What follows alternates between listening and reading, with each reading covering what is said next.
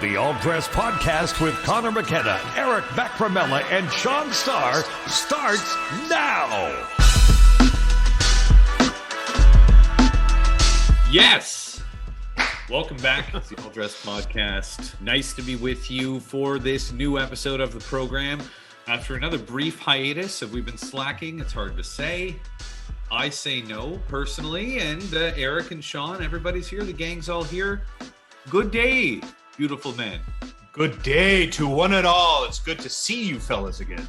It's nice to see you guys. It's very nice. I love you. I love you both, unequally, but I love you both. Perfect. Wow. I tend to rank all of my friends. So I've ranked both of you. Yeah. We're just going to leave it there. You don't want to I don't start really the want to episode. share where anybody's ranked. That would be rude. Save it for the end of the episode when we say goodbye. Do you have it like written down? Like, are you updating it regularly depending on? Very much like Jerry Seinfeld's speed dial, I make sure I update my friend rankings daily. I have a ledger. It's called my friend ranking ledger. I have a plume, and every night before I go to bed, I scratch in my new rankings. You guys are doing relatively well. Can I shotgun poison control? Please. It's good. You know, I like that we have to keep all of our references at least 25 years out of date. That's more on that later on today when we do Which our reminds me of a great Alan Alda story. Let me tell you about Hawkeye.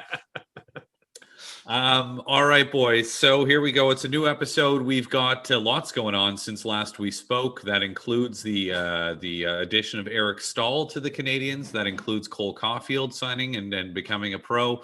And it includes 25 games in 43 days starting on Tuesday night. A unprecedented run, I believe, in terms of anything we've ever seen before in the National Hockey League.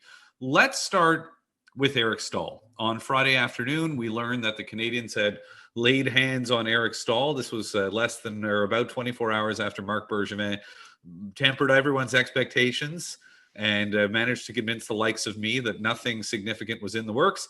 Not only did he acquire Eric Staal, he got him for just a third and a fifth. These were the Canadiens' third and fifth round draft picks, not the better draft picks from other teams that they owned. Not only that, he got Kevin Adams to eat half of Eric Staal's salary. I think this is a home run. I can't come up with anything wrong with this. They needed help up the middle. Staal's a veteran. He's been productive as recently as 1 year ago, and the cost they gave up was negligible. Please, have at it. Well, I'll tell you, Eric, the first person I thought of was actually you. In a few episodes on the All Dress Podcast, we've been talking about how many picks they have and how it's, it defies logic that they're going to be able to keep all of these guys, let alone, put them under contract. So, to pick up where Conor left off in the third and the fifth round pick, Kevin Adams retaining half the salary. I mean, I'm with you, man. This is an absolute no doubter. As soon as the ball left the barrel of the bat, it was destined to go over the fence. This was a home run. Not only does it provide insurance for someone like Jesperi Kotkaniemi, who outside of Phil Deneau is like the most serviced centerman on this Montreal Canadiens team. The guy's 20 years old. Not only does it provide insurance for someone like Jesperi Kotkaniemi, but he's a guy, Eric, I think that whether he takes Jake Evans' spot on the fourth line, if he's going well, you can move him back up to the number two line. There's so many options at the coach's disposal with this one pickup. This is not a good trade. This is a great trade. It's so great. I've entered Eric Staal on my ledger of friend rankings because I'm so excited about it. Marc Bergevin has done another beautiful job. Conor, you summed it up beautifully. Basically, we got Eric Staal for free. We had so much draft capital, 14 picks in the upcoming draft. You can't integrate 14 bodies into your organization from top to bottom. But beyond that, Eric Staal provides you with depth at the center position. He's a better option than Jake Evans. Depth on the second power play unit. Drop him in front of the net like you do with Corey Perry. He brings character. He brings a Stanley Cup. And, Bergevin acquired a lot of players in the offseason that have won Stanley Cups. And we've seen that these have been the Canadiens' better players for the most part. But overall, I love this move. Anyone who says, well, he had 2 or 3 goals, he's done. No. Last season, he had 19 goals. And so that to me would suggest that that he can still be productive. And the Sabres, everyone in the Sabres is struggling. I love the move. It makes the Canadians better. And I'm glad, Conor, that nobody here, right off the hop mentioned, other than Eric in passing, about, what happened in Buffalo, because to me, like, I just throw it out the window. Like, who cares? Buffalo is garbage. They're hot fire garbage. Like, losing sucks. They lose more than any other team. Like, what he did in such a loser's market, to me is irrelevant. I look at it as a nothing but a benefit. Get that guy out of here. You're probably going to get the best version of him moving forward. Yeah, I honestly, I thought he was going to end up back in Carolina for one last run. That was the sort of, I guess, that would have been the soap opera ending. But it's fantastic. It's exciting. Listen, I would love, ultimately, I would, if full disclosure here, I'd love to see the Canadians draft, develop, and have a couple of guys who play over 1,000 games in the NHL and maybe go play in the twilight of their career somewhere else. At some point down the road, if Jesperi Kotkaniemi, it turns out, wants to finish his career the way Eric Staal maybe is doing now, where we learn that, he was an Anaheim Mighty Ducks fan growing up or something like that, by all means. But right now, I can't see a downside. Is it funny to me a little bit that they keep adding these sort of older guys whose best days are behind them? There is, I think, some humor in that for sure, but it also makes them a better team. I mean, is the team better? Did Corey Perry improve the team? Yes. Does Eric Staal improve the team? Is he better than Jake Evans right now? I think he pretty obviously is. So what's going to happen? As we speak right now, the Canadians, we're going to find out, actually, maybe we are going to find out live on this show, actually, how the testing this morning went, unless we know already and I just haven't been told. But they're going to play tomorrow night. They're going to play 2 more games before the end of this week. So what does that leave Eric Staal with? The Habs have 25 games left on their schedule. Staal misses at least 3, leaving 22 games. What do you want to see from Eric Staal? Give me a number in the final 22 games of the season, however many he plays. Maybe he doesn't play all of them. What would you like to see from him in terms of production? I would like to see, something like 8 goals, 12 assists for 20 points. I mean, that would be nice. Wow. Really? But I mean, ultimately, I don't really focus so much on his production, much as I do on his presence. I think when you acquire a guy like Eric Staal, he makes your team better and more accountable throughout the entire lineup. You have to imagine guys on the Habs are excited, Shaun, excited with the mere acquisition of a guy like him.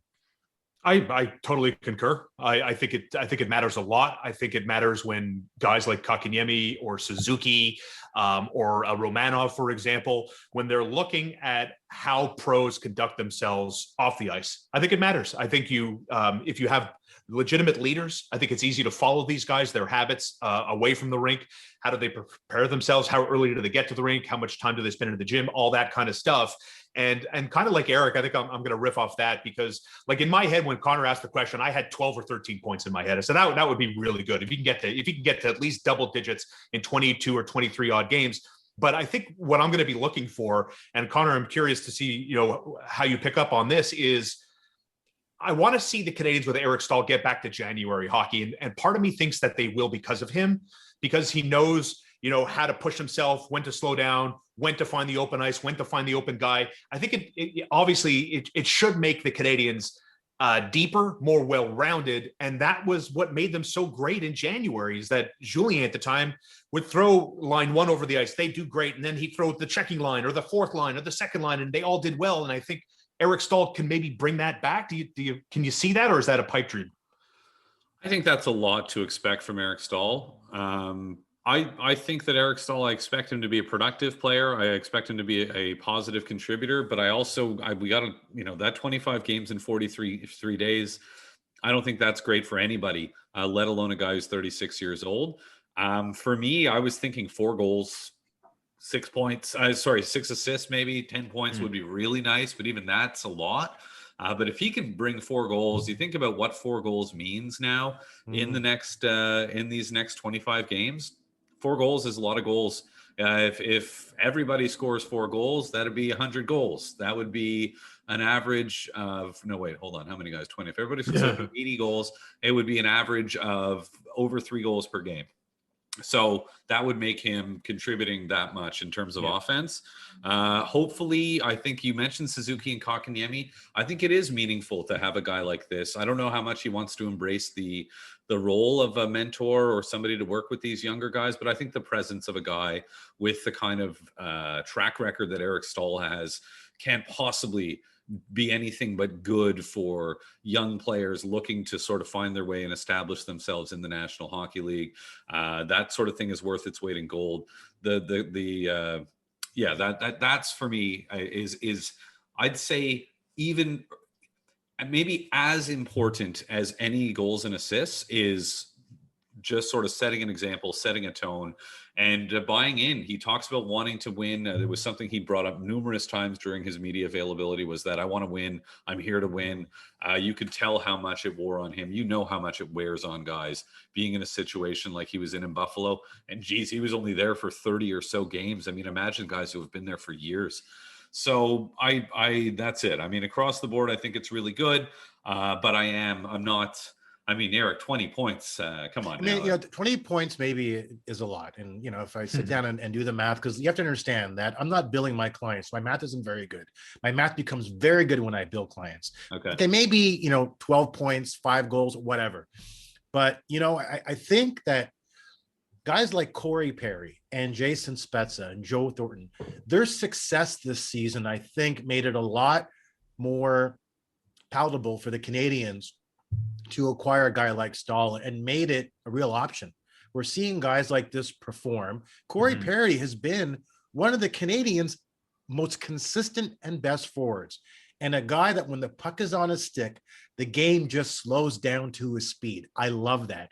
And Shaun, I think Corey Perry's success in part paved the way for the acquisition of my number 9 friend on my list of best friends, Eric Staal. Shaun still coming in strong number 10. Has Eric Staal leapfrogged me already? Is he the new poison control? 10 is quite high, but okay. So I mean, I find it interesting you put it that way with Corey Perry maybe being the inspiration for Marc Bergevin to say, let me get another guy like this, because I read the Eric Staal pickup this way, and I think I've been consistent here. I think Marc Bergevin is trying to save his job and trying to go deep into playoffs. And how does he do that? He does that with Eric Staal. I don't think he does that with Jake Evans. And I do believe that I'll define success this year by the Canadians as winning a round in the playoffs. So obviously it begins with getting there, and then you follow that up with winning at least a round inside the North Division. I would deem that a success by Marc Bergevin, and I think that's why he went out and got Eric Staal. I'm sure the unpredictability of the stretch run and the 56-game season and the lack of travel, I get that this whole season is vastly unpredictable, but at the end, he decided to go all in with his moves in the offseason when he was a seller at last year's deadline. So the bubble changed everything about this team. And I think he's been consistent, Conor, with the addition of Eric Staal on Friday afternoon. Yeah. And look, winning one playoff round in all likelihood, if you look at the standings today, first, there's a couple of things you look at the standings today. The first thing is how stricken you must be to see what a horrible job the Calgary Flames and have done Totally trying to close the gap on the Canadians. I mean, the games in hand number keeps growing, and they can't catch them. They haven't caught them. That is wild that the Flames haven't done that. And I don't know if you heard Daryl Sutter the other day throwing Johnny Gaudreau under the bus before his 500th career game. Awesome.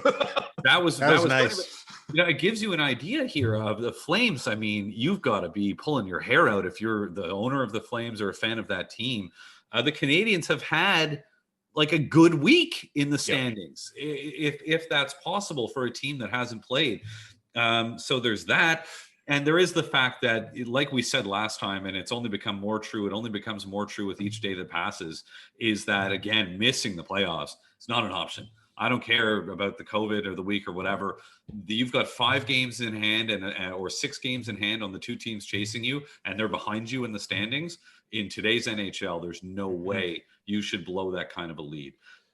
So that, I think, is a consideration here as well. Like, they have to make the playoffs, and if they do, we see what the Leafs are doing to the Oilers. They've beaten them 4 games in a row. What a game they played, those 2 teams, on Saturday night. And it's going to be, it's in all likelihood, you guys, it's going to be the Leafs and the Canadiens in the first round. I mean, I don't want to jinx anything here, but that's what we're trending toward.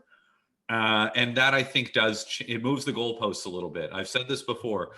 One playoff round may not have seemed, when they were 7-1-2 out of the gates, may not have seemed like enough. But if they can ruin the Toronto Maple Leafs season this year, that would qualify as a win, I think, in pretty much anybody's books. You know, Conor, might plan the parade down St. Catherine Street. They beat the Leafs in the first round, baby. Okay, you know, Conor, two things. First, I've moved because of Daryl Sutter's comment about Gaudreau, which I thought was incredibly rude. I moved him down to 122 on my best friend list. Great. Second thing is Bergevin has been trying to save his job by firing Julien, Stéphane Waite, the Zamboni driver, Sammy in charge of cotton candy. But that doesn't mean that the trade of Eric Staal somehow is poorly motivated, because this is squarely a playoff team, or a team that can do well in the playoffs if they get there. And frankly, based upon the performance put forth by the Calgary Flames, this is the Habs' fourth spot to lose. They should make the playoffs. Maybe not because they're really good, but because the Flames are really bad. And the Canucks, I think, somehow are in 10th place in our division. We don't have 10 teams. So I think, Bergevin, I think, I like the move he's made. Do we anticipate another move being made by him? I think so. I think he picks up a mobile, puck-moving D-man, because that is what the Canadians are sorely missing. Yeah, it would be fascinating to see, and it's interesting, the way we were let in today in regards to, Marc Bergevin saying, well, listen, I'm not, I have nothing in the works. And then boom, something happens. And he's basically saying the same thing again. No, this is it. I'm done my shopping, more or less, which means inevitably that he's going to pick up another defenseman, right? I mean, Shea Weber's not going to get any quicker, and Jeff Petry's not going to get any healthier down the stretch run. I definitely think that the what happened with COVID and the variant and everything else, and how it delayed their season by a full-on week, I think it does change maybe Marc Bergevin's perspective. And I don't think that acquisition is Cole Caufield. I definitely think that if he's going to go out there and again try to massage the cap or convince another GM to eat some player salary, looking at getting help on the defense, man, this team desperately, they need it more than they needed Eric Staal. Let's be honest here. I'd like to give a very special All Dress podcast shout out to anybody who was angry that Marc Bergevin said what he said and then went ahead and made that trade on Friday. Yeah, imagine. Come on. I'm telling you, there was people. I saw it and I heard it. And I just look. But why though? I don't know. People thought that he wasn't going to make a move. He just said that it's going to be tough to make a move. My job is very hard, as he always says. But it doesn't mean he wasn't going to make a move. Of course, he was going to make a move. Even if he had the Staal trade in place and he said that, who cares? Yeah, I don't understand. Yeah, this seems to be a topic of conversation. I don't know why this is bothering people. Just don't. I lie for a living, please. It's. I think it's funny. I like listening to the sound bites, and I enjoy the fact that I don't know how right he is about how close he has to play his cards to his chest, but I think it makes for good theater. I don't have any problem with it at all. Well, I don't either. And that's the thing. Like, are these the same people that, 2 years ago were complaining that the Canadians are too secretive and they don't let anybody know anything? And then he comes out and look, I mean, we're all, I think I'll use air quotes. We're all adults here for the most part. And they're like, I love it. Like you, Conor, I love being able to read between the lines. Is my BS detector going off the rails here? Am I picking up on anything? Is he trying to sell me something that I'm not buying? Like, I love all that stuff, knowing full well that, again, he's maybe telling us the truth. Maybe he's not. Use your brain, figure it out, try to decipher, read between the lines. I love that gameplay. Yeah, it's good guys, stuff. all I'll say is, look, I think I've always found Bergevin to be quite open and communicative. I mean, this stands in stark contrast to Bob Gainey, who wouldn't acknowledge he was the general manager. You ask him, are you the GM? No comment. So I think Bergevin is terrific. All right. And you mentioned Cole Caufield, Shaun, so let's take it there next. Caufield is with the Canadians. He had his first media availability today, lasted about 15 minutes. I guess there's only so many questions you can ask the guy. Disappointing end to his NCAA career. From a team perspective, he was great, as he has been throughout the course of his time playing for Wisconsin. He found another level this year. It does. He's the most exciting prospect the Canadians have had. I heard somebody say this today, most exciting prospect since Alexander Romanov. Oh boy. However, perhaps the most exciting forward prospect that they've had going back a long time, maybe going back as long as your favorite 44 and mine. Oh, my That's man, right. Stéphane Richer. Stéphane Richer with the shout out to Rock Voisine. Thank you. But I mean, look, guys, we should probably bring in an expert, and maybe we will at some point do that, to talk a little bit about the player and what we should expect. He does exciting things that should translate well, I think, to playing the game in the American Hockey League or playing in the National Hockey League.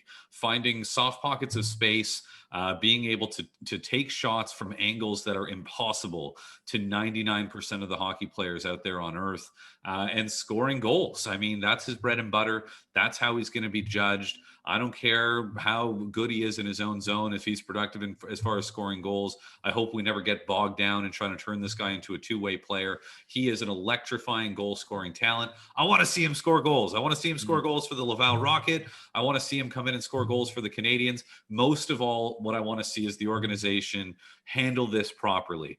That's above my pay grade, but whatever they do, I hope they do the right thing. I'll tell you my initial reaction. I mean, I'm in step with what you're saying. And the thing with me, my initial reaction, obviously, when they signed him to the entry-level contract, and what's interesting is that even if he does play, because of his age, he's not going to burn the first year of eligibility, which is awesome news if he comes and plays at all for the Montreal Canadiens.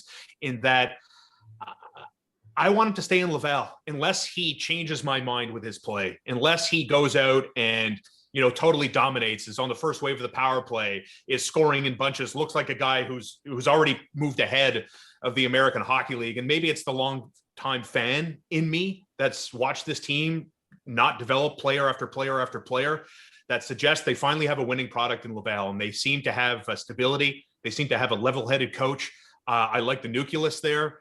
They're ripping it up on their 6-game road trip. They're 14-4-2 now. So it's a winning team with expectations. I want to see him join that team, be a part of that winning team, and then eventually graduate to the NHL. I'm just not in the business of like, oh, he scores 1 goal and picks up 2 assists in his first 4 games.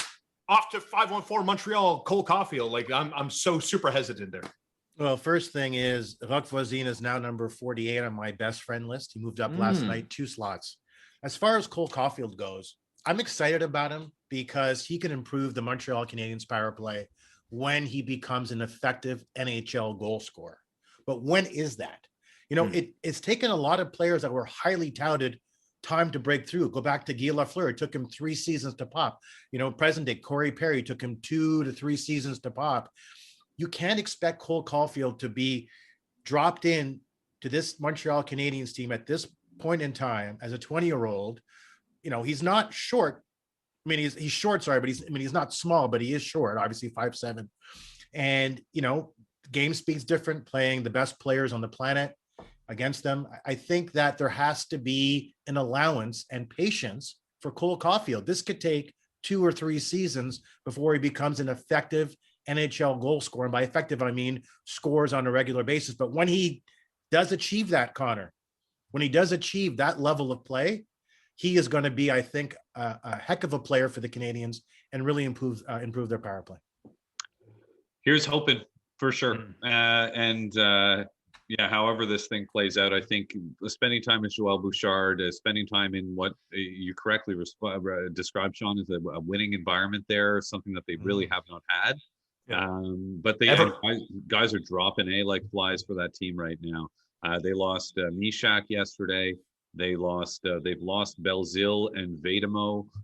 Who else? Somebody else significant went down for them. Ylonen as well. So that's a bunch of guys that have gone down in recent memory, taken big shots, including Ylonen and Mishak yesterday.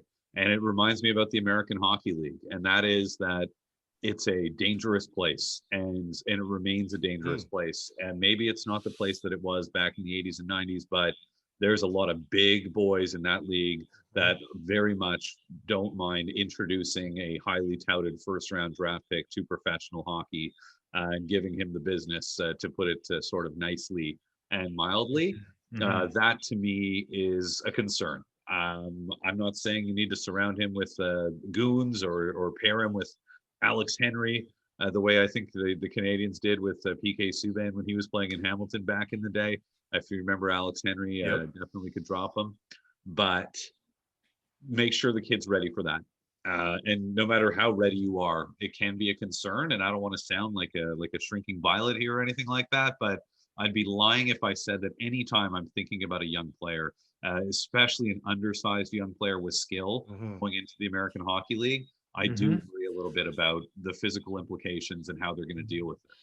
Oh, you know it's coming. You know they're going to test them. They're going to test them repeatedly, and that's, it's all fine. And you're right. Like, you obviously you don't want, take roster spots up, with guys that can do one thing and that's barely skate, and then drop the gloves when needed, right? But like, it's about how does he outthink these guys? How does he outmaneuver these type of situations and avoid getting caught? Because I've heard so many pros over the years continually tell me that the major difference between all of these levels that these guys graduate from, whether it's NC2A or the CHL, ultimately AHL, and then to the show, is the time and space. The time and space one has to make a decision, and how it could be, a second long at the NCAA, and then it goes to 3/4 of a second in the AHL, and then even less in the NHL. And it's all about how quickly this guy can adapt to that lifestyle, right?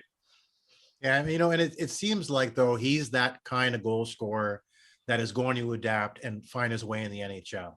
But it is going to take time. And it may not be before he turns 22 or 23 that we see the real Cole Caufield at this level. And until then, I hope that Montreal Canadiens are patient when it comes to development. And I hope that fans and media are patient as well. And I'll underscore media. We don't want to put too much pressure on them. Good luck. Media is not on my list of best friends. I don't, the media, you know how I feel about blaming the media for stuff like this. I think it's ridiculous. These fans get on their message boards and they've all got their own podcasts and they're all drumming up all the hype, all they want. I hate podcasts. Blaming this on the faceless evil media is truly one of the dumbest things. Okay, so I got nothing else on Cole Caufield. Do you guys? I mean, I just want to see him play some hockey. Me too. And I don't care where. I do. I want him to play in Laval. I don't want any rush situation. IP6. I don't care. Anyway. I count me in for Laval, and count me among those who would say it makes me more interested to watch a Laval Rocket game than I've ever been. I agree. Great point. 100%. Yeah. All right. I wanted to talk to you guys about the schedule. We did mention the 25 games in 43 days. This is a team that Eric Staal mentioned in his media availability. He was intrigued by the mixture of older and younger players. They do have those 1,000-game warriors in Weber, Perry, now Staal. Jeff Petry's certainly been around for his share. I don't need to explain this to you guys. And then they got some good young players.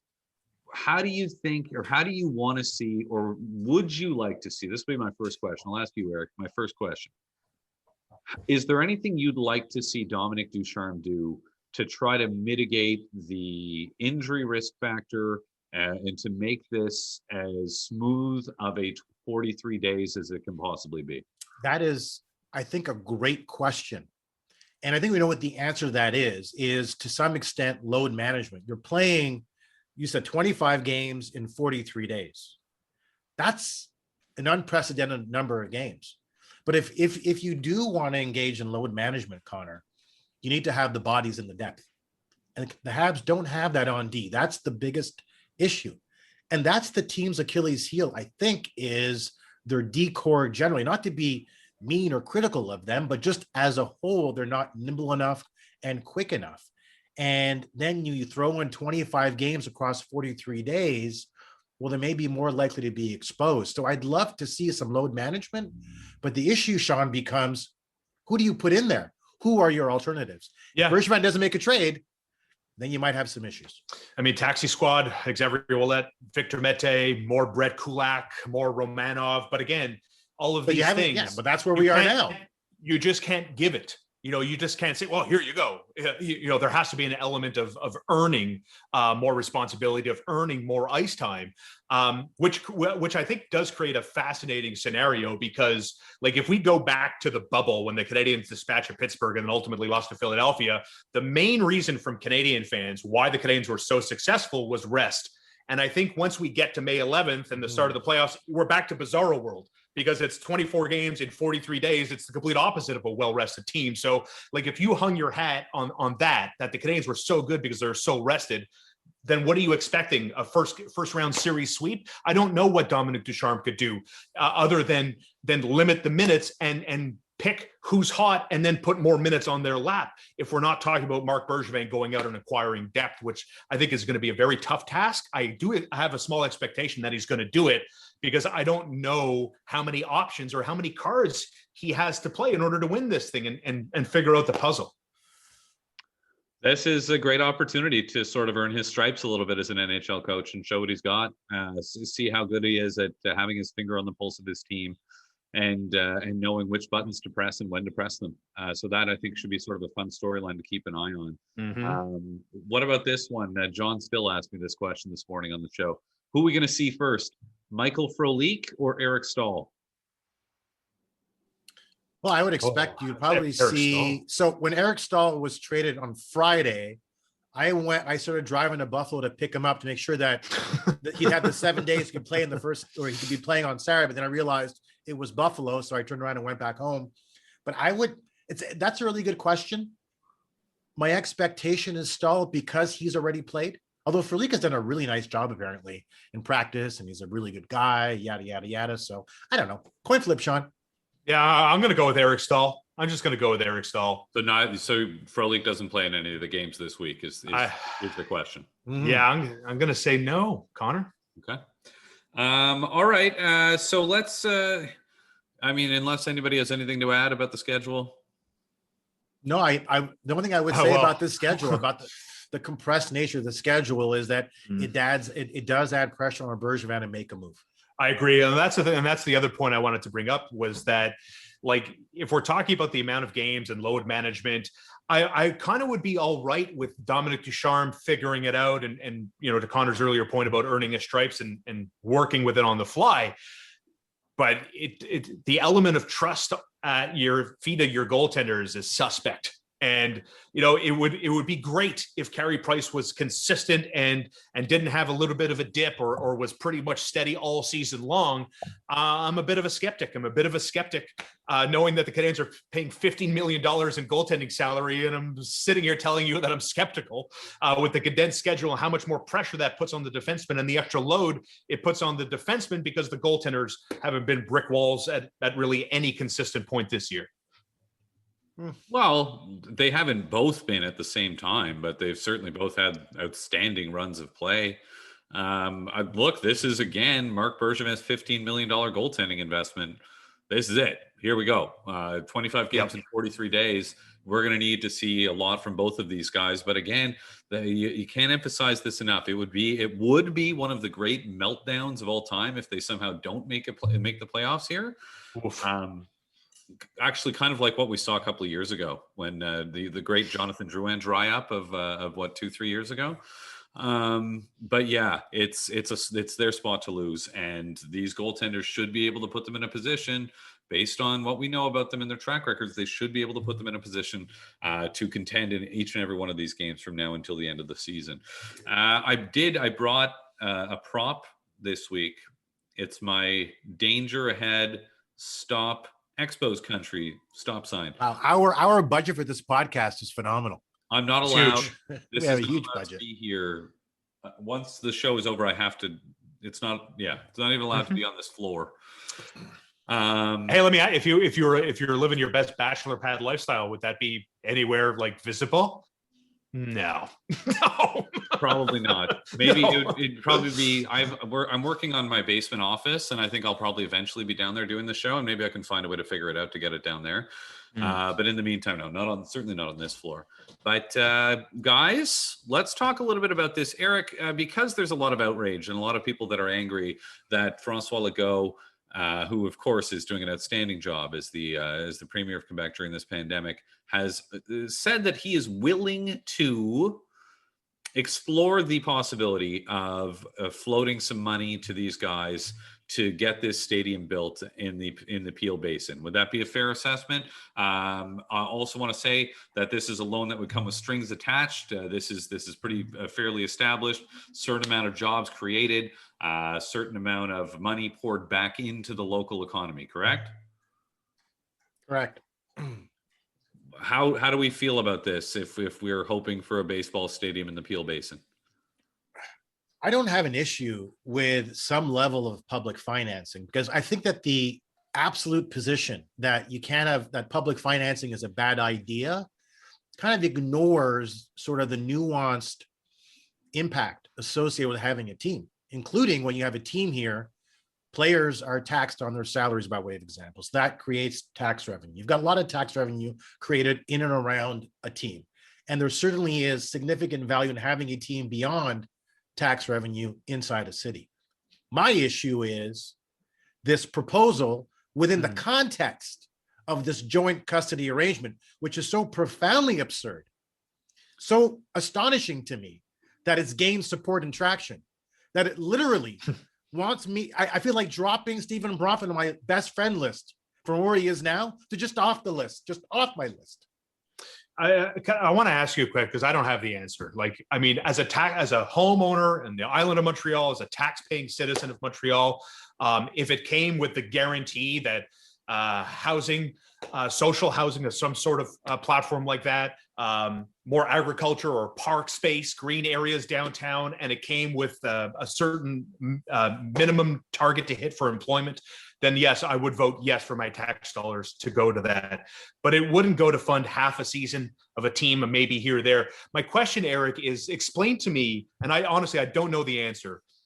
Why would a group of billionaires need help from the government? Why? What is it? Risk adverse? Are they worried about the risk of losing a portion of their wealth by investing their own money, as opposed to the potential reward of not borrowing money, of not paying back borrowed money at whatever interest rate they get it loaned to them at, and then pocketing all the profits like every other business person does? Why do billionaires need our money? Well, because they're smart enough to know that when you bring a sports team to a city, it can have a real positive impact on the psyche of that city, on the community generally, and is a way to assemble people around sort of a common element or a common goal. There's tremendous value in having sports teams that you simply cannot monetize, and they understand that. And beyond that, teams generate lots of revenue for local economies. The issue here, though, is, bottom line is, why on earth would Bronfman be waiting 6 or 7 years, right, when this lease agreement or use agreement expires in Tampa? Why would you wait 6 or 7 years for half a team when you'd be able to get a full team at that point? And Sternberg has said Montreal can't support a team full time. This is nothing more than a transparent, ill-conceived attempt by Sternberg, the owner of the incumbent team, to try and gain leverage with local officials in St. Pete's, including Mayor Kreisman, who's been against this all along. This is all this is. And if for some reason this actually works out, we wait 8 years for half a team, what would that look like? How do you split the fandom? The whole idea to me seems counterintuitive. Baseball will expand by 2 teams. And maybe as soon as the new CBA is negotiated with the players, at that point, baseball will have clarity and stability. And that's when Manfred, the Commissioner of Major League Baseball, will look to expand. Why can't Montreal expand? Unless, and this is the key that no one has talked about, unless Bronfman has been told Montreal is not getting a team. Right. And then that means that joint custody is the next best option. Is that the only affordable option? I don't know. If it's baseball's assessment that Montreal is not going to get a team by way of expansion, then this is the next option. That's the question that hasn't been answered by Bronfman. That's what I want to hear. Why do you want to wait 8 years for half a team rather than wait 8 years for a full team? Fair? No, I don't know. Yeah, the half team thing is ridiculous. Yeah. All right, guys, we're here. We're doing the show, and I've heard from a variety of people. It's always interesting to hear from old friends. Oh, I've been checking out your podcast. And an old friend of mine who actually just welcomed a new child, just texted me as we were doing this today, and says he's really been enjoying the podcast. This guy, his name's Pete McDermott. He's a good man. He lives in Port Elgin, Ontario. He's a huge Toronto Maple Leafs fan. And he just said, I'm really enjoying the podcast. No problem, though, if you want to do a little bit more Leafs talk. Oh, is that right? We can do Leafs talk. I hate the Leafs. This is his list, his top 4 chocolate bar list. Eat more. Oh, 4. Okay. I kid you not. Listen to this. Wow. Okay, Wonder Bar, number 3. Very nice. Fine. Butterfinger, number 2. Oh. And number 1, the Big Turk. Wow, what a Leafs fan. What a Leafs fan. Wow. Way to go, Leafs. Way to go, Petey. So what is it? Is it named after Turk Broda or something? No. It's just terrible tastes. That's all by a Leafs fan. That's all. Right. Consistent. So with that in mind, let's get into our top 4 for this week. Our top 4. Come on. I can't eat more and Big Turk. That's nobody's favorite candy bars. Come on. I don't think I've ever had an Eat More. No, I mean, I've often been eating more, but I haven't had a chocolate bar called Eat More. Oh, it's terrible. The eating is nonstop. It's bad. I keep buying Easter bunnies, but not for my kids, just for me. I've been eating these chocolate Easter bunnies, and I've been defaulting the ones that are solid chocolate. And I'm in my office just gorging. I'm like, man, you got to stop. But I have no self-control. I eat more. Yeah. I'll give my girlfriend tons of credit. Like because I eat so much chips. I love chips. She stopped buying like the big Pringles. So now she buys me little mini Pringle cans, thinking that I'm just going to, not eat. I'm only going to eat the small quantity in the can, but instead I eat 4 cans instead of just 1. Now, is it true, Shaun, that Pringles are not made of potatoes? No, they're terrible. I think they're potato flake. I actually think they're a potato flake, like a combination of things. That's correct. They're basically potato. They are made of potatoes, but not slices of potatoes, but like a potato particles that are slammed together. And turned into the sort of weird concave shaped thing that they are, so they all fit together. I believe they were conceived during the war as a way of getting potato chips to guys on the front line. Because of course they would get crushed and destroyed and just end up being powder by the time if they were transported in regular bags, but these containers would keep them solid so that guys could eat them like we do today. And I will say, like, I'm not really a big fan of Pringles, but if Pringles wants to sponsor the All Dress podcast, I will say I will love Pringles. Well, I'm sure that would do it for them, Shaun. Absolutely. They're so impressed by your ringing endorsement. Hey, truth sells, buddy. This week's top 4 is top 4 sitcom characters from sitcoms. This does not include animated shows. All right. So no Homer Simpson, no Brian Griffin from Family Guy. It's never going to happen. Okay. Real people, sort of real characters. Right. You know what I mean? We understand. No cartoons. Humans, human beings who play the characters. Eric, you want to go? Sitcom. I think Shaun should go first. I want to hear his answers first so I can make fun of them. Can I guess what Shaun's answers are going to be? I'm going to start at number 4 this time. Thank you. Okay. Yes. Okay. So I'll happily take wagers. Please let your guessing begin. Number 4. Well, it's not going to be Michael Scott. Nope. I might say Dwight Schrute, number 4. Eric? I say Hawkeye Pierce from the smash hit show MASH. I love MASH. Dan Fielding's character from the smash sitcom Night Court. Okay. Scumbag, lawyer, always up to nefarious tricks and everything else. I always enjoyed his character, Dan Fielding from Night Court. Hang on, Shaun. Just a quick comment. Scumbag lawyer is redundant. And number 2, I think I want to say is there is a reboot of Night Court that is planned. And obviously not with Harold Henderson because, he's dead. And Malcolm Henderson. And then the third thing is Marquis Post and I, she was the beautiful district attorney. She and I have had an exchange over Twitter. That I found out that was the reason why this is the reason for living. It was a fantastic moment. Well, what's your relationship like with Marsha Warfield? That's what I'm curious about. The other bailiff from Night Court. Coming in at number 3, I'm going to go with Woody from Cheers. I love this character. He came in and replaced the coach when the other bartender eventually passed away, and Woody came in and was just this lovable boy from Indiana, thrown into the big city of Boston, and just fit right in with Sam and the crew and everybody else from Cheers, one of my favorite sitcoms. Coming in at number 2, the runner-up, George Costanza. I love my favorite character of all the characters, the main or otherwise, from Seinfeld. George Costanza, nobody made me laugh. I think he maybe was the best actor on that show.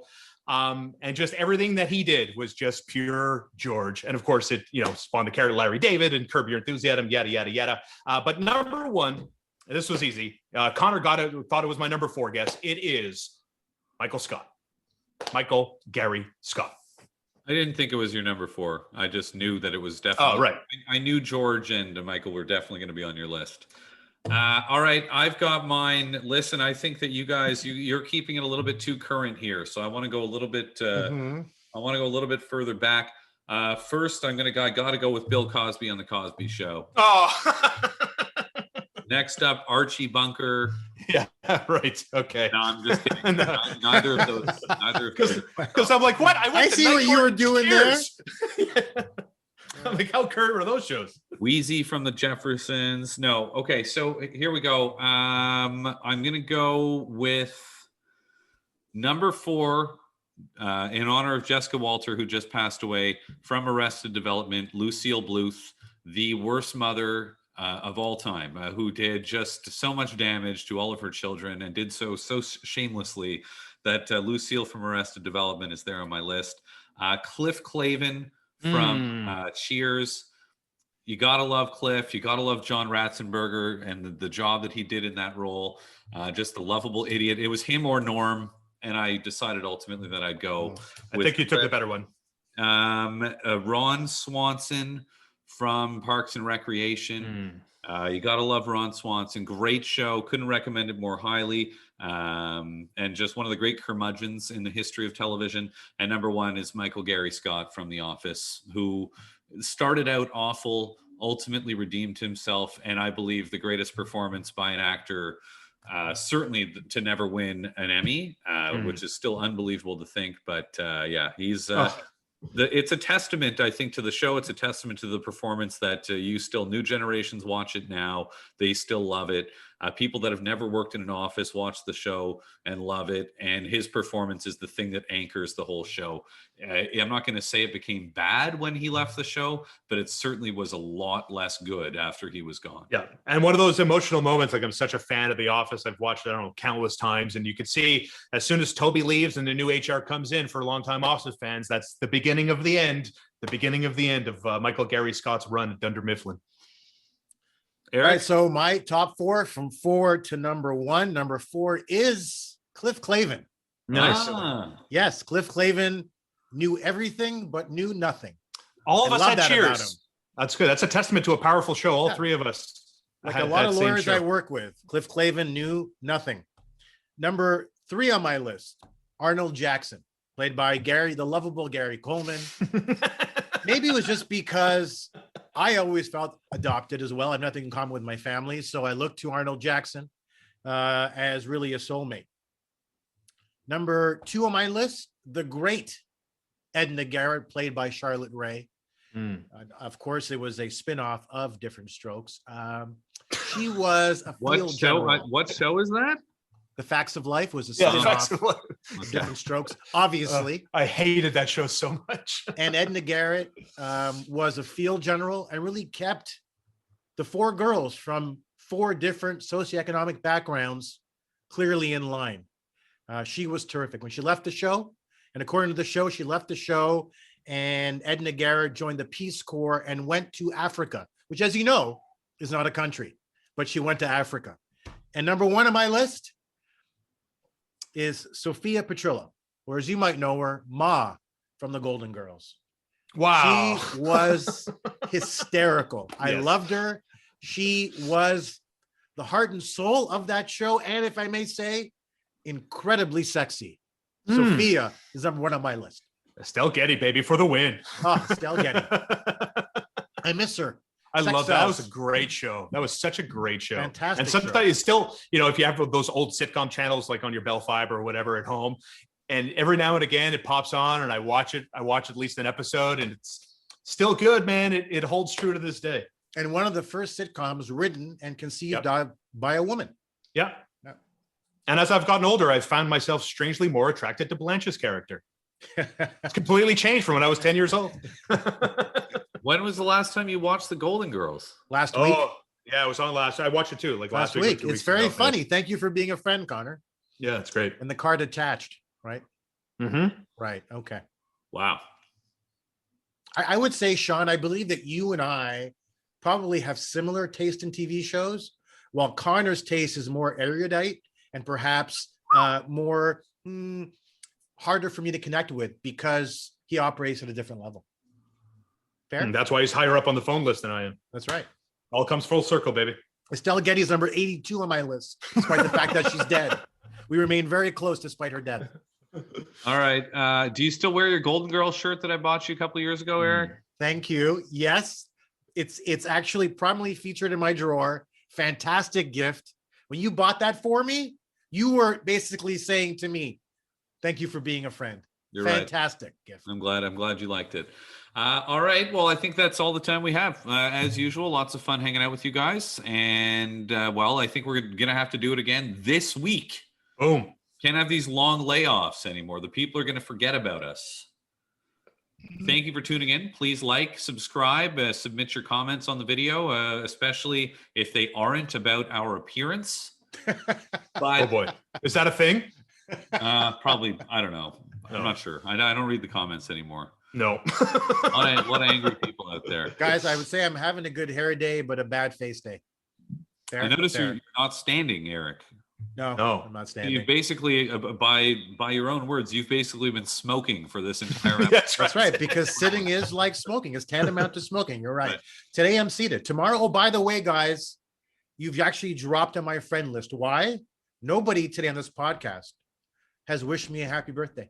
I was saving it for the end, you animal. I knew it was your birthday. I saw it on Facebook. I was You got waiting the to You same- guys disgust me. He has the It should have same been the birthday- entire podcast. Same birthday as my mom. Is that you're kidding? Yeah. No, I'm not I have kidding. I have to you tell do. you this, and I am being sincere and genuine here, Connor. I'm on Facebook. I follow lots of people. I'm very powerful, lots of friends. Your mom is the only person whose posts on a regular basis literally give me pause. Sometimes I go, wow, either a beautiful painting, a poem, an unusual article. Your mom is so incredibly thoughtful and interesting, and I've never met her, but I suspect that I'm right. I maybe on Facebook. Maybe on Facebook. Oh no. Happy Oh, no. birthday, Mom. Happy birthday, Smuggled. Eric. Happy Thank you. birthday, Mom. Happy Thank you for birthday, Eric. listening. We'll Happy talk birthday to your guys mom. soon. All right, guys, take care.